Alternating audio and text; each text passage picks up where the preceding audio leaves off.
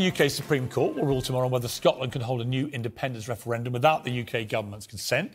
Legendary actor Brian Cox is back in the hot seat here and has been one of the fiercest and most famous advocates for breaking up the union. Brian, good evening. How are you? I'm good. Let me see, before we get into... Actually, ironically, I don't want to break up the union, but I've got another idea for the union. Go on. United Federation. What, explain. Independent countries working in Wales, Ireland, Scotland, and England, because I think England gets a lot of the tap end of the bath. I'm by nature an Anglophile. That's where I studied here in London, so I'm very disposed to that. What I just believe in is the independent states, but we come together as a united federation. Is that not what the UK is supposed to be? But it's not, because too many decisions are made on behalf of, like this major decision that's been made in Wales about this Chinese thing, you know, whether it's supposed to be contentious. There's a dangerous element, they say. But the Welsh are getting no say in the matter, which I think is really wrong. So I'm all for... I don't want to break up the union because it's, you know, we are the British Isles. But I want... my country, not just my country, I want Wales, Scotland and England to be independent. I mean, what's interesting, we had a lot of debate, obviously, about whether to leave the European Union. And a recent survey this week in YouGov says now only 32% of Britons now think it was the right thing to do to leave. 56% think it was wrong. That's a massive shift. Absolutely. But that was so corrupt. I mean, so rotten, the whole thing of... And we, Scotland, voted 62% to stay in Yes, the I know, union. but does that not give you pause for thought about leaving a because collective entity, which brings with it at least, you know, strength in numbers, is the argument? But the north of England, who have been systematically ignored time and time again, are getting, you know, they're well cheesed off about the fact that they don't have enough say in their life, you know. And you think of the great things that Andy Burnham's doing in Manchester, for example. And I'm all for the England expressing themselves in the same way that Scotland does, and that we come together in a proper federation where we contribute. We don't do that now because the rules are all set down here. And the problem, I think, if I was Scottish right now, given the utter fiasco of the way this government has behaved in the last 6 months alone, from Boris Johnson... We both agree upon that. Well, we went on Question Time and we did. Equally raged, but it has been completely shameful that we've had these three prime ministers now. Boris Johnson, total shambles with all the nonsense he got up to. Liz Truss, unbelievably, for that short 44 days, even worse, tanking the economy, tanking the pound, tanking everything, and now we're picking up the pieces. And now Rishi Sunak has to try and repair all the damage. But if I'm Scottish looking at all this, I'm thinking, look at these London politicians behaving like reckless casino owners with our money, and we have no real say over what these people are doing. That's my point. You've just made my point. Well, I agree, but I see that's where I have sympathy. No, and that's the whole point. But the problem is that systematically, again and again and again, we'll have those guys and those gals making those decisions. You know, I don't know what's going to happen in the next election. I suppose that probably Labour will get in. But we need vision. We need real vision. And those creatures were just Who do you see out there that you think is actually an impressive politician who might have a vision? Well, I believe in Nicola Sturgeon. Do you? I do. Yes, I do. I think, and they've had a lot of problems up there. You're right. Don't get me wrong. They've had a lot of problems. But I do trust Nicola. I think she's the genuine article. I mean, I'm going to say, in her credit, she's always faced the music. You know, I've done many interviews with her, often quite hostile. She always comes back. She doesn't duck interviews like Boris did for so many years. Yeah. She's divisive, but she certainly has what I would call leadership skills. Exactly. And she's a great leader, and I think she will lead us. But as I say, Piers, and I really mean this, and people say, oh, you go on about independent Scotland. I'm interested in the countries in this country, and this kingdom, so-called United Kingdom, being separate, being individual. So completely autonomous, but they also are part of a federation. Exactly. That's exactly what I feel. But in the federation, I mean, who would have any power in that? Would it be equal powers? No, it would be equal power, and there would be... What would the federation decide that the independent, autonomous countries couldn't decide for themselves? Well, most of the stuff domestically they could decide for themselves, but when it comes to the interchange with each country, then they would have to come to some kind of agreement. It won't be easy, but it never is. What do you do, for example, about currency? Because it would take you years to go back into the EU, which is still, I think, what more Scots would prefer to do. But it would take years to facilitate. Well, the Bank of England have said if you leave the UK, you can't have the pound. So what do you do? It's practical level. What do you do? Well, it's a thing that one has to encompass. You're going to have to deal with it one way or the other. But then again, we didn't go euro. We kept the pound during this whole situation. So we never made that. We never made that transition. I don't know what would happen in terms of... But then if we had a united federation, we would come to some decision on that very subject. That's what we would do. What about the border? We've had this nightmare from Brexit of Northern Ireland and what to do with it. There's this belief that if Scotland really wants independence, you've got to sort of rebuild Hadrian's Wall. Are you going to be standing there with your marauding armour, fending off the invading English? No, that's... The new William Wallace. You got a bit of Wallace about you. Yeah, I know. I actually played William Wallace on television 100 years ago. Perfect casting. But no, I think that... But what do you do? Practical level, what do you do about a border if you are a genuine independent country? Well, how do you deal with a border between Belgium and France? How do you deal with a Belgium between France and Spain? Would you have a physical border? You would just have the border. It would be there. It would be at Hadrian's Wall, which is a natural border. Do you think, when you go up to Scotland, what's the mood about, would you say? Because the polls at the moment do not see a majority in any of the polls for wanting to have an independent Scotland or indeed another referendum. So why do you believe you're nearer to it now than you were? Well, I just think because, certainly in Scotland's, it changes daily, because there's always... And the Scots are notoriously contentious. They can be very contentious, the Scots. I know because I am one.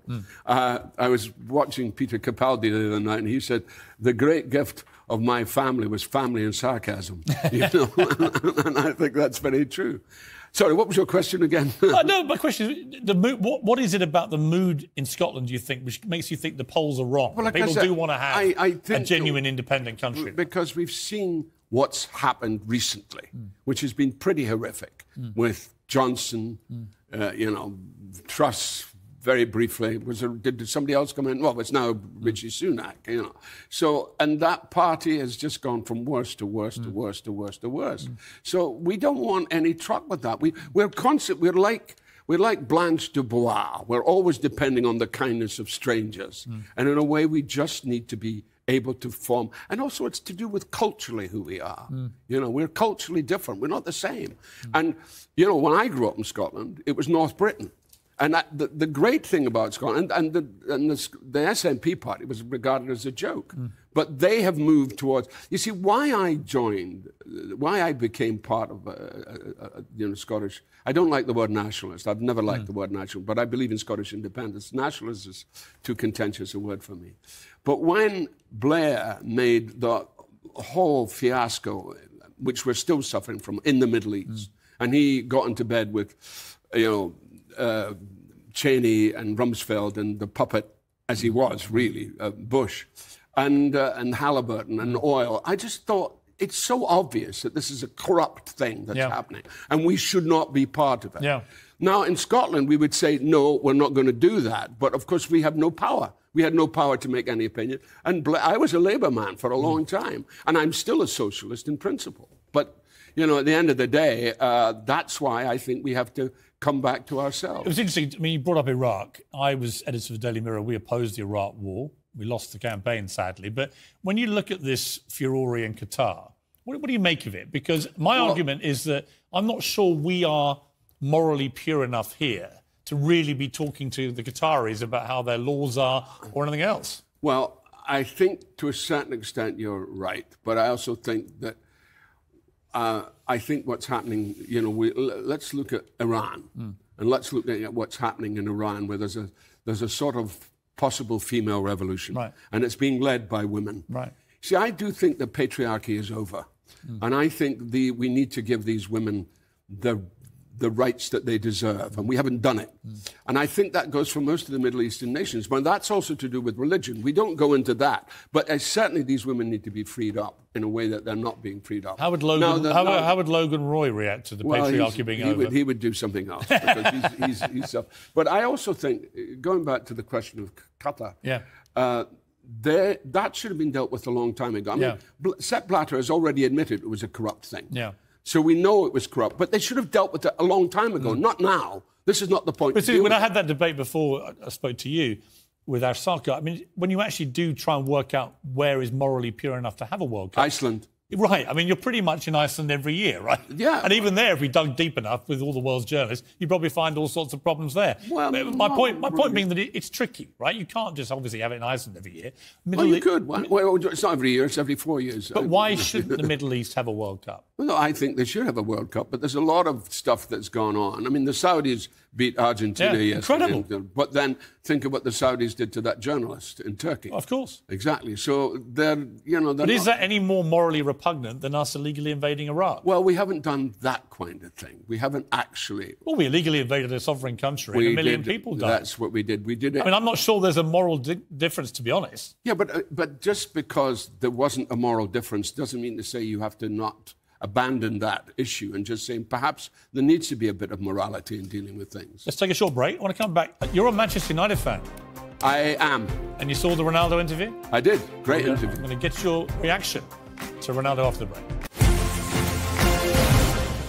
Welcome back to Piers Morgan Uncensored. Brian Cox is still with me. Brian, you're a Man United fan, the biggest star arguably United's ever had. Cristiano Ronaldo went public in this big interview with me. Let's just have a reminder of some of the things he said. Trying to force you out, you think? Not only the coach, but the other 2 or 3 guys there around the club. At the senior executive level? Yes, that I felt betrayed. I don't know what's going on, but since the Sir Alex Ferguson left, I saw not evolution in the club. The progress was zero. The Glazers, they don't care about the club. The empathy with the coach is not good. I'm honest. You don't have a good relationship with him? I'm not mean good relationship. Do you think he respects you? I think he don't respect the way I should deserve. Well, you must have been worried sick. I mean, I was very worried. You lost your baby son, and now your baby daughter's in hospital. Exactly. Kind of that didn't believe that something going wrong, which is make me feel bad. Really? Yes. They didn't believe you. They believe you, but in the same way, their peace ever gonna change the health of my family for a football. Never. Cristiano Ronaldo, that interview's now been viewed 15 million times on our YouTube channel. 45 million more views of the clips on social media, making it one of the biggest, most watched interviews in history, certainly for sport. What did you make of it, Brian? I mean, Cristiano Ronaldo, United legend, torching really the club. What did you think? Well, I think I can see where he's coming from. But he also has to understand that it is not Alex Ferguson anymore. It's not that United. And I could see that there was probably a great sentimental movement to go back to the club where he really began, where it all began. And Alex, well, you know, there's nobody like Alex Ferguson. And Alex persuaded him. And Alex persuaded him to come back. Yeah. Well, thinking, naturally, because Alex loves the club, he's trying to keep the club. But the club has gone through so many changes in the last few years. Now, playing for Juventus and playing for Real Madrid, and their clubs have been in an incredible, they haven't stopped, they're just the top of the league. Manchester United has not been playing well over the last few years, but it's beginning to get its mojo back. And I think it's unfortunate that this has happened. And is he entitled to speak out, do you think? Well, of course he's entitled to speak out. But also one has to examine exactly where he's coming from. And I think he's coming from a place where he's saying, you know, I wanted to go back to a beginning. I wanted to go back to that glory days where I was a young boy. And I understand He said his heart ruled his head to a degree. His heart ruled his head to a degree. And in a sense, that's going to be difficult, and a manager who's trying to create a new club, and there's going to be a clash. Yeah. And I think it's quite tragic, actually, and it's tragic for him, but it's also tragic for the club. Yeah. You know, and I think the club has to be given a break on this. I mean, I do think it's hard. It's clearly hard because his expectation must have been huge. And especially if Alex persuaded him to go back. Yeah. That must have been a huge thing. But he's been disappointed. And you can't take away his disappointment. Because it is not the same club that he was at all those years ago. And have you ever had a situation in your career when you've been tempted to walk out? Or have you walked out of a show, a play, a TV show, anything like that? No. I'm clever enough to avoid going into those situations. Have you seen people do it? Yeah, I've seen people walk away, and I've understood why they do it, and it's usually complex reasons. I mean, I did it, actually. Well, yeah. But I did it because, actually, when I listened to Ronaldo, I sort of thought, it actually comes down to respect. I think it doesn't matter what the job is, if you actually feel disrespected in your workplace. That's right. And you feel you're being forced down an alleyway you don't want to go down. I actually think there's a certain merit in just saying, actually, it's not for me. Yeah. Thanks. Yeah, and I think that's maybe. I'm glad the interviews had the coverage that it's had in terms of. I mean, amazing. 15 million is quite incredible. But at the same time, I'm going. It's rather sad that that's the view you're going to get because, I think, and certainly with his kids and with his family and. Going back to Manchester is a difficult thing. I think losing the baby in the tragedy with the twins and one died and one lived, that's got to really get to any human being. And also, I think he wanted a bit more of an arm wrap. Yeah, and he didn't get it. Yeah. And that's... It may just really be as simple as that. Yeah. Talking of arm wraps, the extraordinary series you've got on Channel 5, How the Other Half Live, both rich but particularly pertinently, I thought, the poor. And you went down for this series... You went to food banks. I want to show a little clip first and ask you about this. Well, actually... I come here every Friday so that I can feed my son over the weekend. We're working part-time and we still can't afford anything. Yeah. My electricity has gone up from £44 a month to £170 a month. That's astronomical. It really is hard going, it really is. We prioritise our children and go without, and I think that's what all adults and parents are doing just now, really, isn't it? It's shocking how Dundee's gone pretty much full circle, getting back to the poverty I saw as a kid. It's extremely painful, this stuff. It's painful for anybody. If you've got any sensibility at all, this stuff is painful. So they weren't, you just corrected me there, they weren't food banks, they're called community larders. Explain the distinction. Well, the difference is what people feel about food banks is loss of dignity. Yeah. And the one thing that human beings have, even when they don't have any money, is some kind of dignity, some kind of feeling of well-being of who they are. And what the community larder does is it charges the minimal, but it means you're paying for something. So there's a transaction. You're not being given it. You're not being given it, and it's not begging, because a lot of being in food banks feels like begging. And the fact that they're being constantly legitimized is really irksome to me. But this community larder, run by these two amazing women who actually ran a playgroup, and it was out of a playgroup they decided to go on to this. And people like Lidl, Morrison's, they give stuff which is coming up to its sell-by date that then they can tap on. And the thing that you don't see in the programme, which is one of my angers with my editors, in that, anyway, that's neither here nor there. But the thing you don't see is a guy who came in at the community larder. He was called Peter Leet. He came in and he was a frail man with a stick, and he had a sign on his arm. And I said, "So you do this for your family?" And he said, no, I do it for people who can't get here. It was 15 people he did it for, wasn't it? Yeah, that's right. He said, "I do it for them." He said, and I said, "Really?" He said, "Yeah." I said, "That's amazing." He said, "I do sort of 5 a week. I do different groups, people who can't, older people who can't get down from the high rises." I said, that's extraordinary. And I said, "So what's this sign?" He said, "I'm blind." And I just almost fell off my chair. I just thought... But you got quite tearful, actually. I did, because I just thought the heroism of this guy, this guy's a real hero. And I just thought, wow, this man has really given something of his life to this horrible situation and trying to make it better for other people. So many people in this country, in the whole of the UK, are now literally on the poverty line. Yeah. And it's probably going to get worse before it gets any better. 11% inflation, this energy crisis, the war in Ukraine, all these things conspiring, the fallout from the pandemic. You saw at the sharp end. I mean, you went back to your hometown and you were horrified by what you found. What do we do about this? It's a big question. It's a big issue. I think independence would help. Do you? In Scotland's case? Certainly in Scotland's case, but I also think elsewhere it would help. I mean, it would only help if the economy was revived. That's right. And many economists think that Scottish independence would be bad for the Scottish economy. No, well, I would argue with that, but I haven't got the time to do that here. But no, I mean, I feel that we're going from bad to worse. But we've again and again and again, we have neglected our own. And it's suddenly at a bad time now when everything is against us, the cost of living crisis, what have you, the war, the pandemic, what the pandemic has done. But even so, their lives haven't changed. The budget didn't help them, those people, and it never does.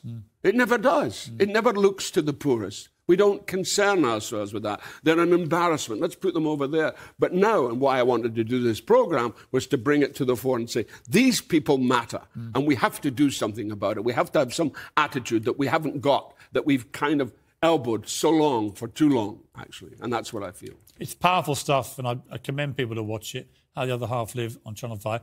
Can't let you go without asking you about Succession, one of my favourite shows ever in the history of television. You've got a new series coming in the new year. Can you tell me anything, or do you have to shoot me? Piers, I don't have a gun. But if I did, you'd have to be shot. Is Logan Roy in Series 6? Well, there isn't Series 6. We're only Series 4. I know. That's a trick question. Oh, I don't know.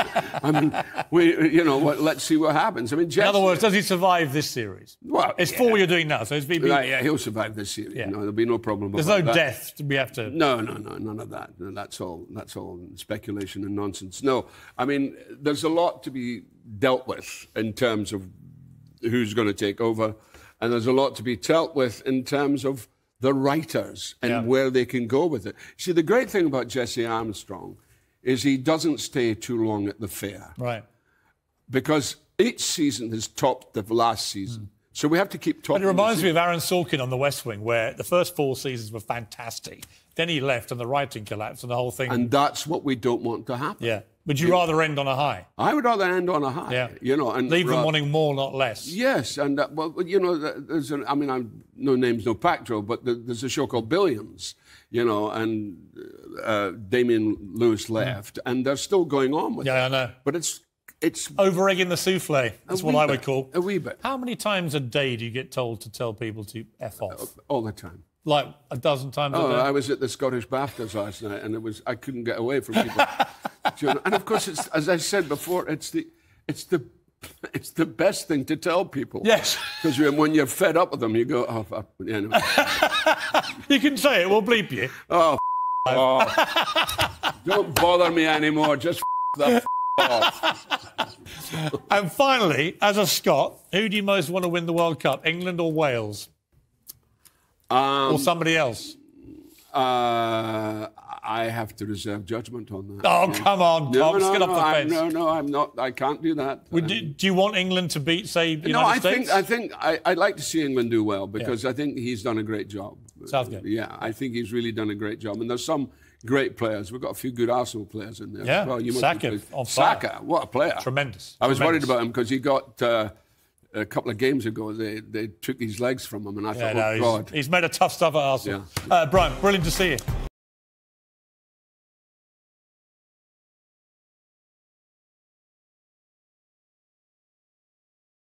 Good evening from New York. Welcome to Piers Morgan Uncensored. Whether we monarchist Brits like to admit it or not, the President of the United States is the single most important person in the world, commanding the world's mightiest military and holding the purse strings of its biggest economy. The President could end Israel's war in Gaza with a phone call or decide if Ukraine gets the backing it needs to beat Putin. At least that's the general idea. But the current Commander-in-Chief is 81, seemingly going on 181 after a lifetime of distinguished public service as a pragmatic politician and, in my view, a thoroughly decent human being. President Biden looks increasingly unfit for service. And with the president in visible decline, his re-election campaign is, well, transitioning. You might say its pronouns are changing before our very eyes. The two most important women in President Biden's life have been sent out to jumpstart the 2024 race. Wildly unpopular VP Kamala Harris said this. We've got 10 months to go until the election. And increasingly, and you've seen it even just this week, we are all starting to narrow in on what this election will mean. And it's going to be the choice between what is about respecting our democracy, what is about competence versus chaos. Well, the Vice President is right. Competence is crucially important. But her own boss has trouble getting up the stairs and can't seem to find a way off a stage. His frequent verbal and physical stumbles are the subject of both comedy and concern. Most people responded with laughter and derision, for example, when First Lady Jill Biden said this about him.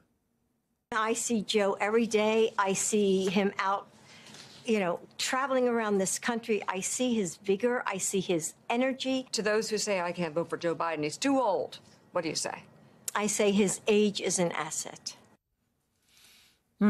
Energy and vigour. Not quite what I'm seeing. You can make a plausible case for the wise old statesman with a firm hand on the tiller, but campaigning on Biden's vigour may well fast-track Donald Trump, who does have a lot of vigour, to the White House. Now, at 77, Trump's no spring chicken himself, but with his diet-defying swagger and showmanship, most people on his side seem to be believing him when he says things like this. I feel like I'm about 35 years old. I actually feel better now than I did 30 years ago. Tell me, is that crazy? I feel better now. And I think cognitively, I'm better than I was 20 years ago. I don't know why. That is a slightly more debatable subject, Mr. Trump, but a whopping 77% of Americans, both Republican and Democrats, believe that Biden is simply too old to run the country. Almost 70% think he's mismanaged the crisis at the southern border. Just 13% say they're financially better off on his watch. At this stage of his term, he's the least popular US president in recorded history. And this stuff matters. US politics is almost hysterically polarised to the rest of us outside America, but most voters are in fact ready to be persuaded.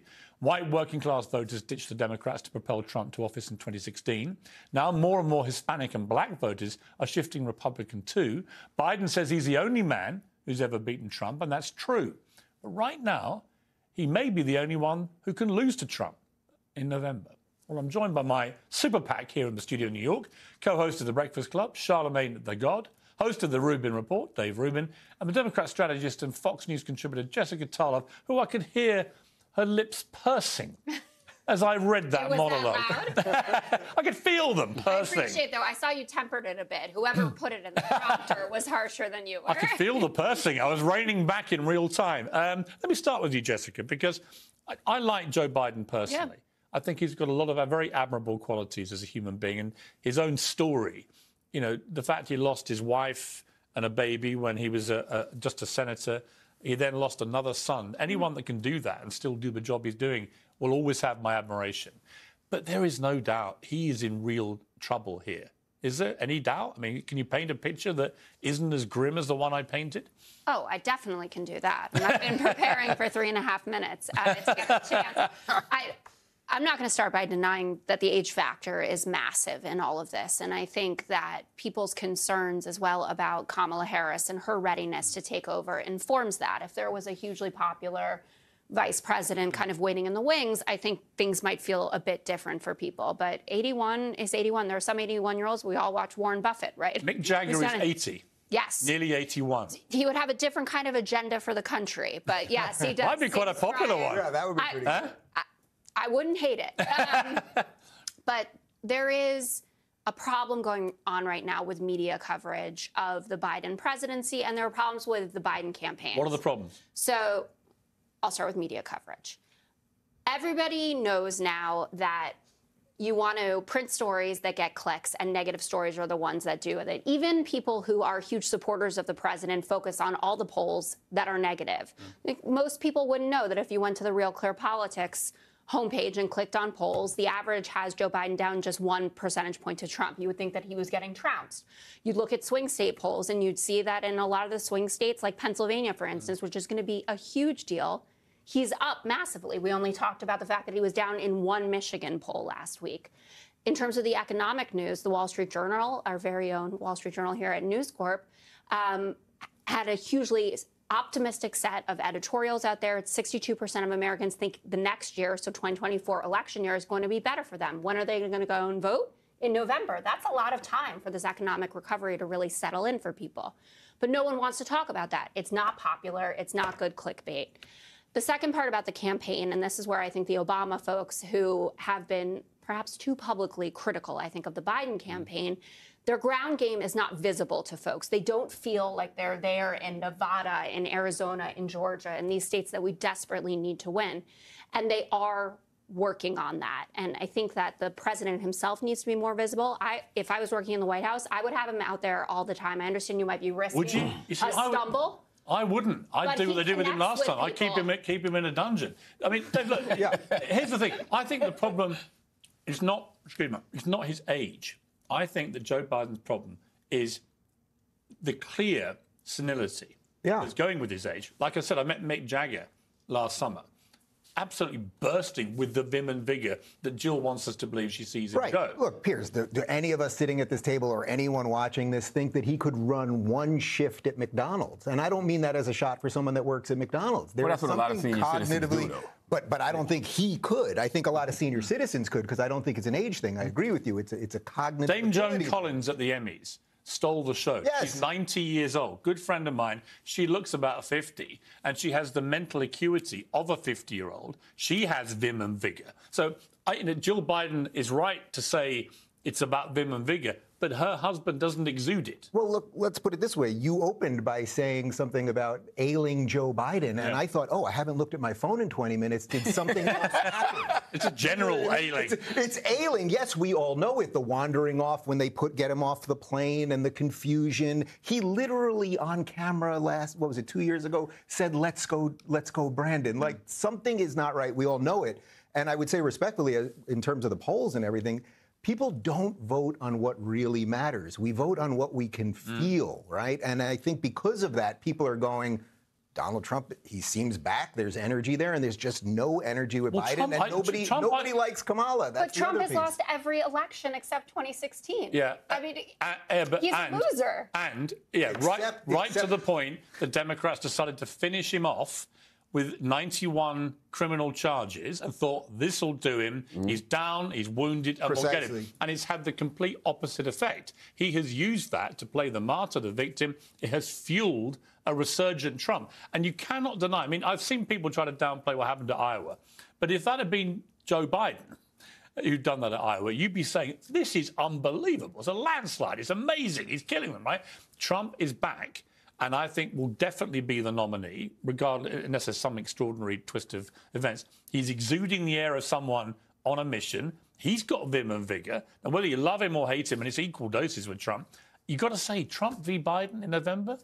I could see Trump winning that. Is there anything about Iowa that makes you say maybe Republicans should pivot and go to somebody like a Nikki Haley, maybe? Like when you see that she picks up, a lot of Democrats, a lot of independents, do you think that they're doing themselves a disservice by maybe not getting behind her? Possibly. Because the GOP is going to fall in line, and she's somebody who seems like they can pick up votes from both sides. Yeah, I mean, but you yourself made news by talking about the vim and vigour claim by Jill Biden, didn't you? I mean, you're not... I don't see the vim and... You're not... vim and vigour or whatever it is. Yeah, and I had a great time on your Breakfast Club show yesterday, and it was really enlightening conversation we had.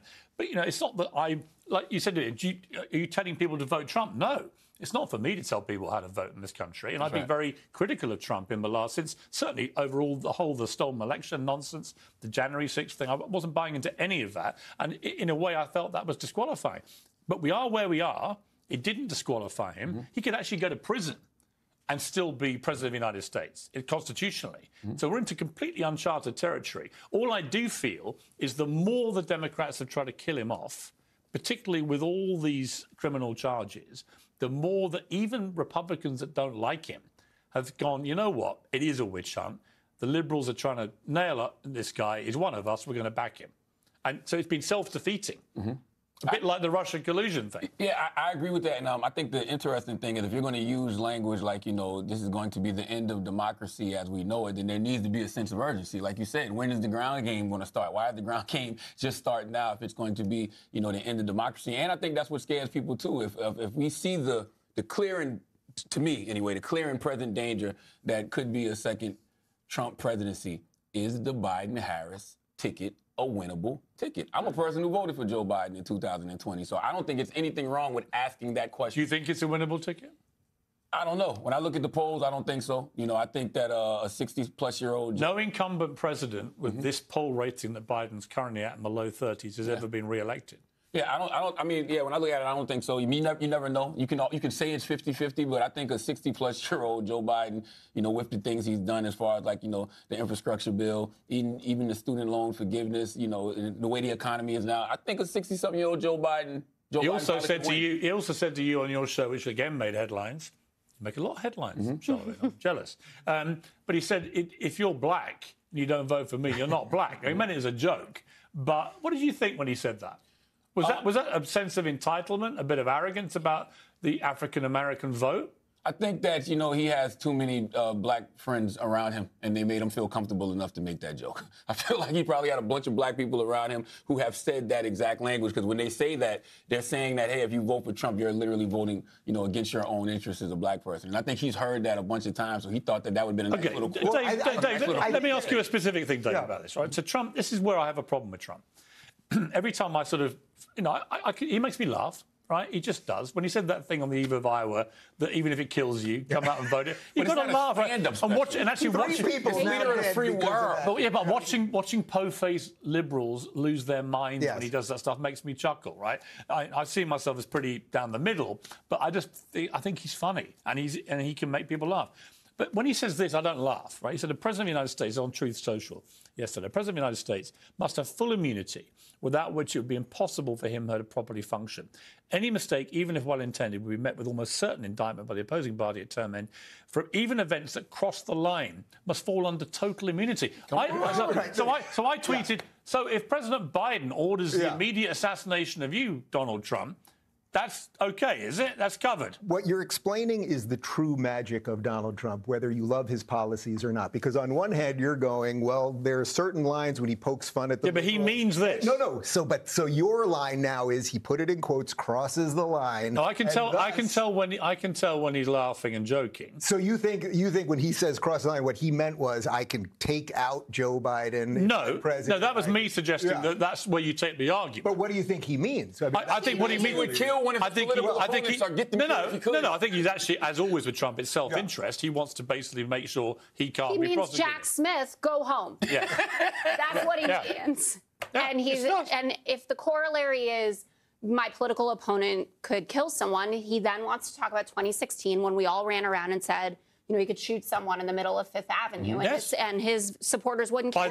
By this new criteria, he could do that and get away with it. Right. Well, I think there are some legal questions as per what a president is allowed to get away with and not be prosecuted after. But I'm pretty sure murder is not one of them, like outright murder. We don't know that. He would like it to be. He would like anything that crosses the line to fall under total immunity. The man has open adulation for Xi Jinping, That's right. for Kim Jong-un. That's right. He's a wannabe dictator, and I don't, you know, I've been at Fox News my entire media career. I do not fancy myself an MSNBC type person who wants to lose their mind about those things. But that is very serious to have someone who was the leader of the free world and is running to be it again, to believe that these people who are anathema to democracy are doing it right. What did you feel when Kamala... And also, too, though, we're acting like, you know, it's not just rhetoric. Yes, he said he wanted to be a dictator for a day. Yes, he said, you know, he should be immune from killing his political rivals. But he also attempted a coup in his country, guys. Right. Like, why are we acting like that did not happen? Why do we keep acting like January 6th did not happen? I mean, it didn't happen. I mean, what, that a bunch of people showed up with no plans, no weapons? I mean, I'm not defending the people that actually broke windows or anything else, but there was no coup. There was no insurrection. That was an attempted coup in this country. I got eyes and ears. I'm not a political expert, was there but I know what I saw. Was there a plan? Did anyone have a piece of paper that said, Proud Boys had a plan, and they were invited into the White House. Right. There were people with zip ties. That's not a casual thing that you walk around with. I'm not diminishing. They went after the ballot box. They were talking about hanging the vice president. There were 1,000. There were only 100 bad ones. Let's say that doesn't mean that it wasn't an attempted coup fomented by the President of the United States of America. I mean, does anyone honestly think that Donald Trump thought that the next day he would be president? You know, post. Transition, Bill Barr does, which is why he finally had to go. There are people, I mean, what was so powerful about the January 6th committee and what they were able to put together is the fact that they used almost exclusively Republican testimony. People who had worked for him. I mean, look at the text messages from his own son to Mark Meadows, or what Ivanka had to be honest about when she testified, or Jared Kushner, or Cassidy Hutchinson, who they're going after now. I mean, he made a mockery of our system. And frankly, I mean, it speaks to the strength of our institutions and the backbone of Mike Pence for that 8 hours that he was able to say, I thought it was I got to say, it was a pretty terrifying spectacle. I'm sure watching it abroad, you thought, oh, no, what the hell is going on I here? remember emailing one of his team and saying, "What, you've got to get him out there and call this thing off." And he didn't for a long period of time while this mayhem was erupting. You can dress it any way you like. You can spin it any way you like. It was an attempt to coup. Thousands of people whipped up into a mindset of, we have to stop this democratic action happening, stormed into the epicenter of American politics, and they tried to take control and, in their eyes, stop democracy happening. Now, the liberal response, by the way, which is to classic liberal response, which is completely half-assed, which is to say, right, let's take him off the ballot now in loads of different states, is obviously stupid. Right, because that is the rocket fuel. You don't try and stop a guy you think has tried to thwart democracy by thwarting democracy. Can I say two things? One, Charlemagne brought up a point that I wanted to add on to that's really important about the vim and vigor. Right, so Donald Trump, I don't think that he's going to trip and fall and die tomorrow. But when people do see him, he's talking absolute rubbish. He's done that for 50 years. I mean, come on. But people, I agree. And I didn't even like his shows when it was on regular TV. But my point even is, when I appeared? Come on, the 2008 Celebrity Apprentice was the stuff of masterpiece. But the kind of communication that he's putting out there, even in the last 48 hours, we went from Iowa, I was there, I was on air, and I said this is a big accomplishment for him. He's being conciliatory. How long will it last? Then we got to immigrants are poisoning the blood of America. Then defaming a woman who he's been charged. They found him guilty of sexually assaulting her. He continues with that. He's talking about how magnets work in water, you know, using ID to buy a loaf of bread. It's not like people who are at home are saying, this guy's got it together and this guy doesn't. No, but you know what it is? You know what? We're going to come back. I'm going to talk after the break to Dean Phillips and keep you guys here to react to that. But also want to talk about what Jamie Dimon said, which I thought was really interesting, when he said that if you call everyone who's a MAGA a supporter of Trump, if you call them a bunch of crazies, then you are completely missing the point why most of them actually want to vote for Trump, which is economy, foreign policy, the border, all these things which he was strong on last time. He said that's why they want him back, because they feel they've been let down on that by Biden. We'll talk about that after the break. Stay with me.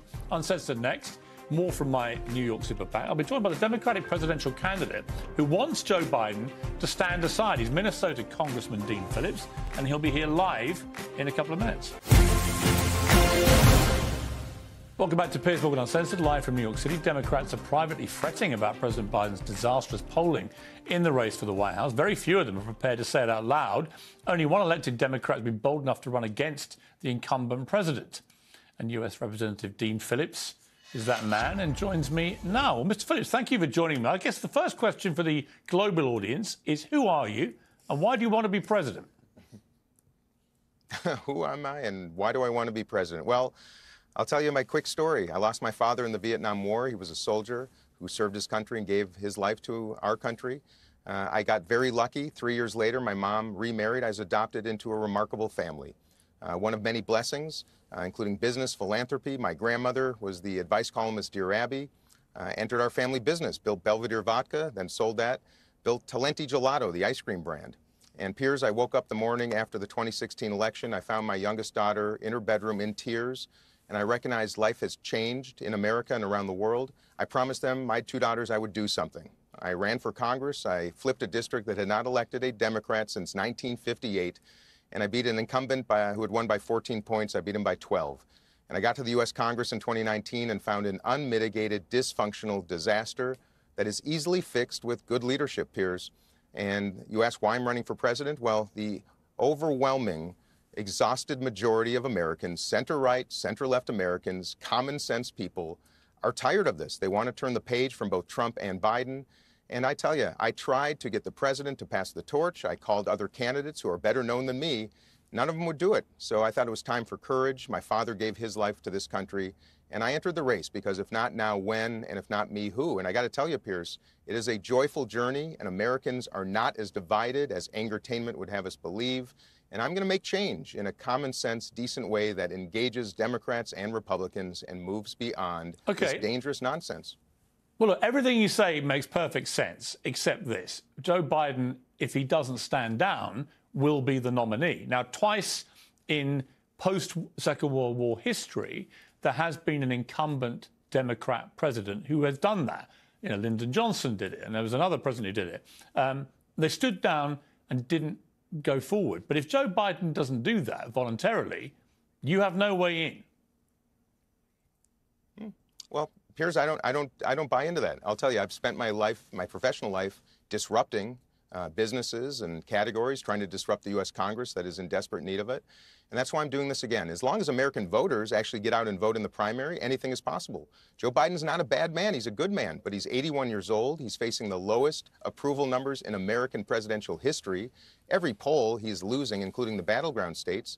And even, you know, Charlemagne the God, who was just on with you moments ago, and I was on the Breakfast Club just about a week ago, he's speaking the truth, too, saying the quiet part out loud. He's not electable. So Democrats will have a choice, Piers, sometime soon, to either go and coordinate a candidate who is going to lose or go with hope and optimism and a brighter future with a candidate, me, who's 54 years old, and able, willing, competent, and ready to combine the very best of center-right, center-left thinking in America and stop the nonsense and win. That's the choice of American voters, and we got to practice democracy, not just talk about it.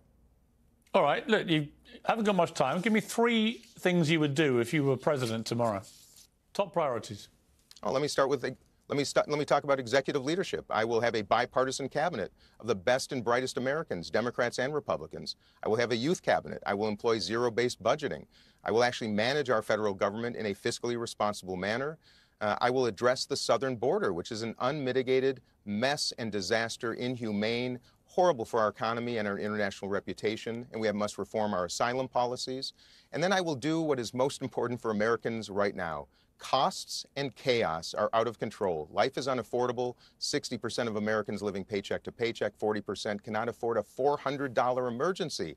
We've got to attack affordability, and we've got to end the chaos, not just in the United States, but all around the world. End the wars, invest in peace, and bring this country together and do our best to bring this world together before it's too late, Piers. And that's going to take all of us. And by the way, as some have noted, Jamie Dimon, about Biden condemning all Trump supporters, I welcome and invite Trump supporters. I love everybody. As long as you are people of principle and decency and want to work together, Piers, we got to change this nonsense. The two parties are the problem.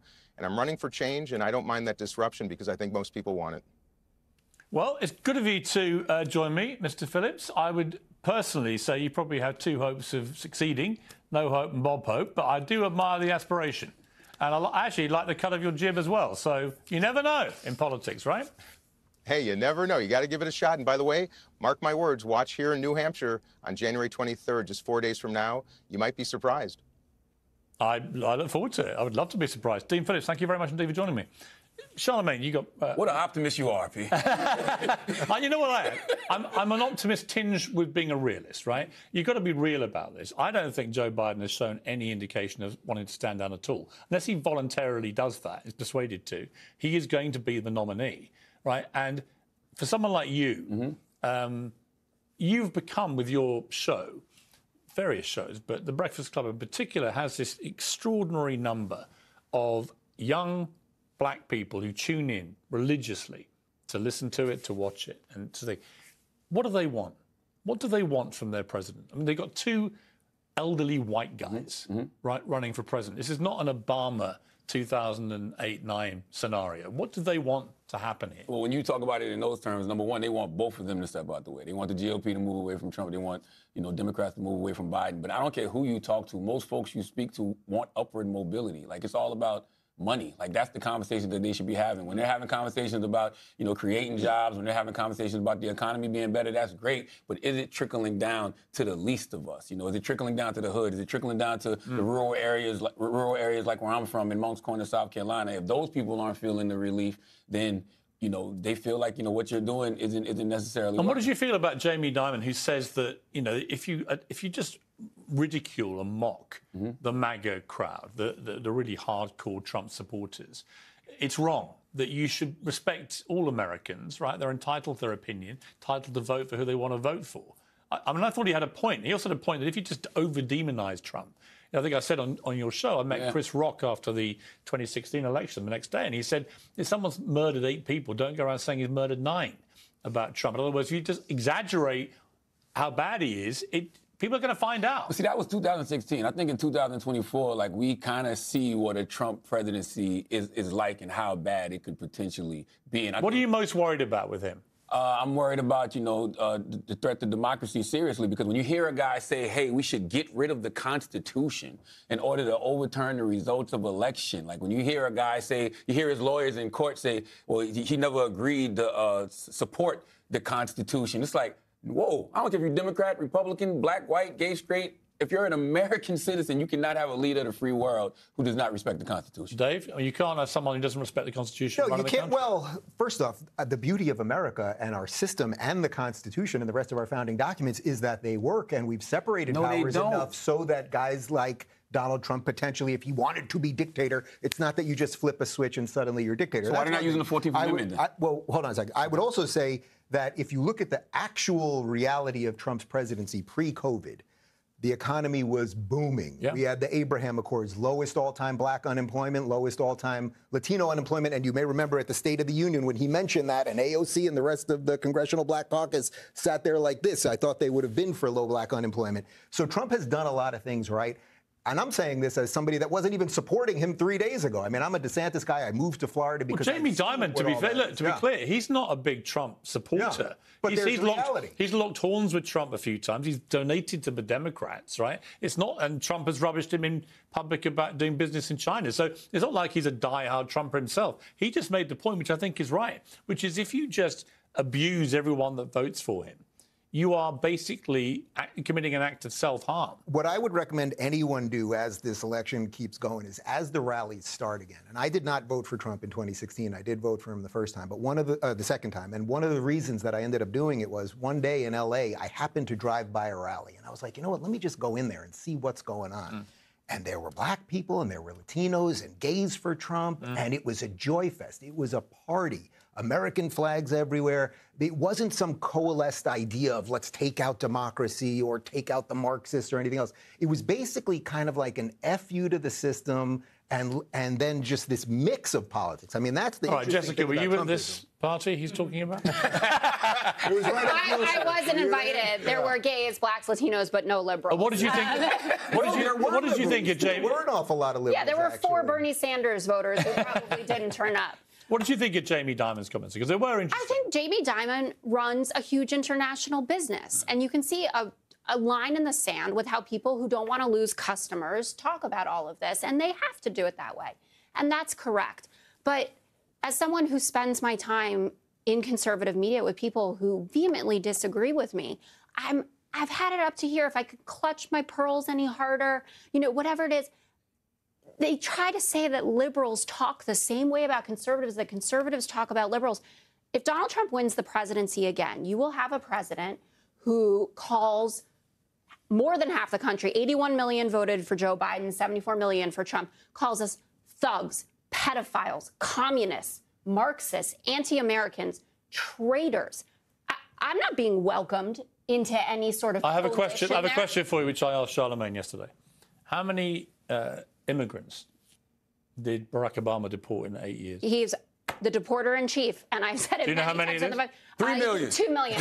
He only knows because I told him. He hadn't got on Scooby yesterday. I thought it was only 2. It's over 3 million. It was the greatest number pro rata of any president in history. Yes, and it did not hurt him with Latino voters. I say it all the time on the 5.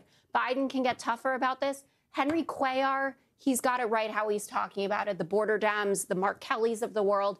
That's all fine and good. But to your point about what this world looked like or this country before COVID, Trump's setting all these records. Guess what? Biden's done better than his records. So black unemployment is lower than it was under Trump. Latino unemployment lower than under Trump. Let's talk about oil. I can't even tell you how many times I've been told, you know, drill, baby, drill. Well, Joe Biden's doing it. 13.3 million barrels. It's the highest amount of oil produced by any country in history. Good sales pitch, but here's the critical question for all of you, and it's a one-word answer. If it's Biden-Trump in November, who am I voting for? Who wins? I do believe Biden wins. Trump. Charlemagne, the casting votes. Well, by the way, that's what's so scary about it. Like, right, that you have to think. And by the way, you don't have to want this to happen. But you're talking about, I know, but you're talking about a guy who has 91 criminal charges, a guy who says he wants to be a dictator for a day, a guy who says we should rip up the Constitution. Against a guy who doesn't know what day it is. And that's what I'm saying. So if Biden has done all of these great things and he's up against that and we're still not sure I need a name, Charlemagne. Is he winnable? I really don't know. You got to give me a name. Who's going to win? Biden v. Trump. It's not rematch. Dean Phillips. It's not going to be Dean Phillips. I really, truly don't know. If I had to say right now, I would say Donald Trump. Wow. There we go, the casting vote. Charlemagne the God, the man with his finger on the pulse of America. Trump. Maybe, but I don't know. I really. There's a long time. That's what's so scary about it. There's a long time to go. Brilliant to have you all. Thank you very much indeed. Thank you so much.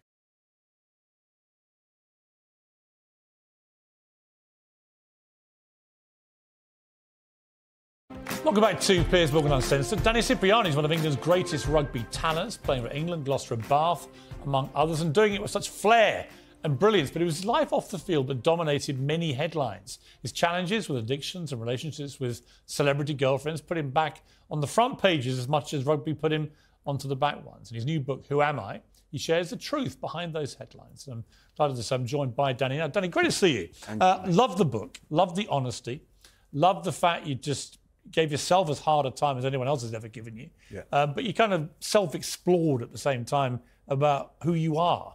And it's interesting reading it because I'm not going to compare you to Russell Brand, but in certain parts of his story, there are parallels. One, he rises and becomes this huge sort of celebrity figure. He's a bit of a sex addict, and you talk very openly about that in your book, and the way he talks about all the women he's sleeping with and so on may be unthinkable to a lot of people. To you, you're like, yeah, well, I've been there. I've led that kind of very promiscuous life. Just on that, when you come out the other end after being through that, do you ever look back and do you feel a sense of shame about it? Or do you feel, no, that was all part of me being a younger guy? I carried a lot of shame for a while, and even though you're behaving in a way which you're trying to gain some momentary pleasure or some feel within it to feel good in that moment or release yourself from the chaotic nature of your mind, there often comes low and down periods off that as well, and you're then constantly trying to distract yourselves in other ways. I wouldn't have labelled myself an addict because then that's something else I've got to get over. But I was definitely always trying to feel better in some way, and I lent into some substance. I lent into frequenting women in the way I did. But by carrying the shame, when I met my beautiful wife, and I bared all to her, and we went through some tough periods in 12 months because there was things within me that I held on to for so long because the nature of my behaviour actually stemmed from some form of pain, and I held on to that, and I did feel like I was one of the worst people in the world and carried all this shame. But when you find someone that sees you for you and shows you love, and I was able to sit with it and let that melt away, you know, I recognise it's just part of the past. Interestingly, I've talked to Russell Brand over the years, different times of his life and career, and in the GQ one in 2006, he was his full promiscuous, boastful worst, as many people would see it. Very different character I interviewed later when he himself got married and then had kids and so on. Certainly abandoned a lot of that rhetoric. It looked like he'd sort of grown up, for want of a better phrase. But he's now facing trial, possibly a real one, but at the moment trial by media and social media. You've been in that position, not quite like he has, or for the same reasons, but you've been on the receiving end of a lot of judgmental stuff about you and how you lead your life. What's it like to be in the eye of a tabloid storm? Yeah, so for me, the allegations weren't as serious as the ones that Russell are facing. It was often judgment on my behaviours and you know, immature and certain things that were behaving in my life. You know, but when you are in that middle of it and you're trying to figure out who you are, and those are snippets of your life that are getting written about, you know, it can really affect you in your psyche. You know, I've lived that through with Caroline and everything that happened to her, judged by social media, judged by how everyone's going on it. You know, the nature of the media, they know what they were doing in terms of revealing all these allegations, and now Russell's getting judged left, right and centre from everyone. And you know, you can't condone his behaviour. Do you see parallels? Obviously, different circumstances, different allegations. But you and I were both talking to Caroline. You know, you obviously dated her and you were very close to her, closer than I was. But I was trying to help her, give her some advice behind the scenes in that last period of her life, because I knew that she was, you could tell, she was on the edge, you know. And it's very hard because she's the one on the receiving end of it. And it was vicious and relentless. And it led to the tragic eventuality of her taking her life.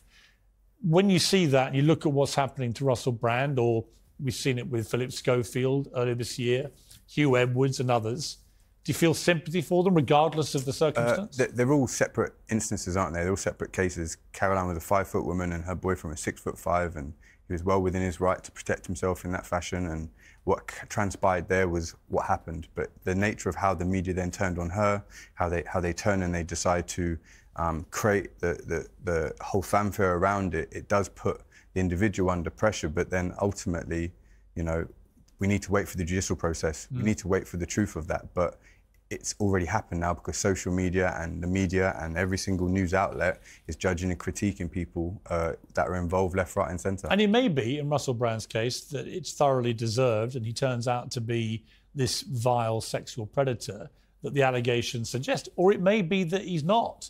I just don't think we're quite there yet, because it's one version of events put forward by these women who should absolutely be listened to and respected, and they should have their say. But he's also entitled to defend himself, if necessary, in a court of law.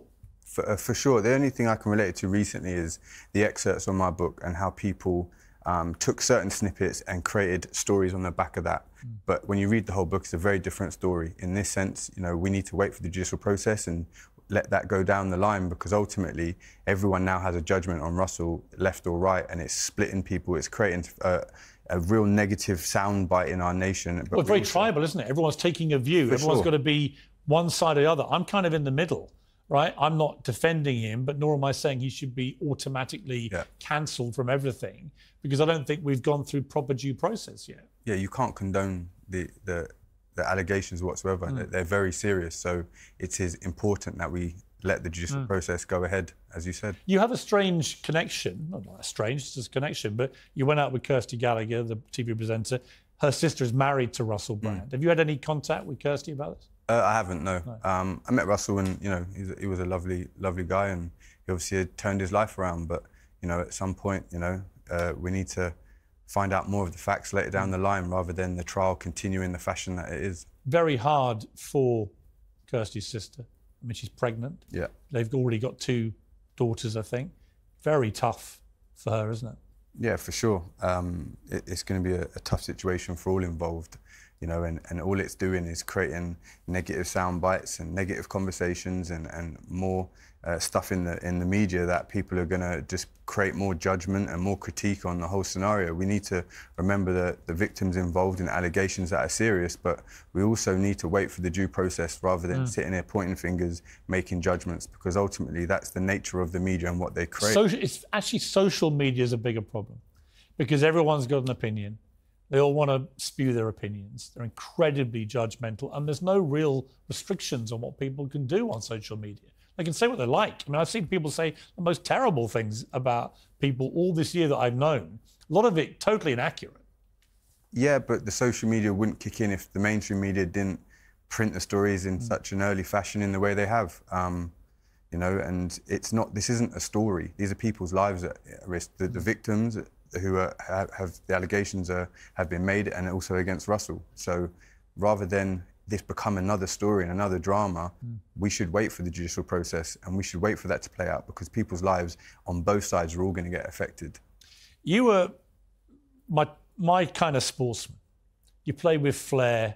You were different. You didn't play by the normal rule book. You got into trouble a few times. You were a bit of a naughty boy. All my favourites, right? From Ian Botham to Ben Stokes to Gazza to George Bett, whoever it may be. I like sportsmen that are slightly flawed, if that's not a disrespectful thing to say.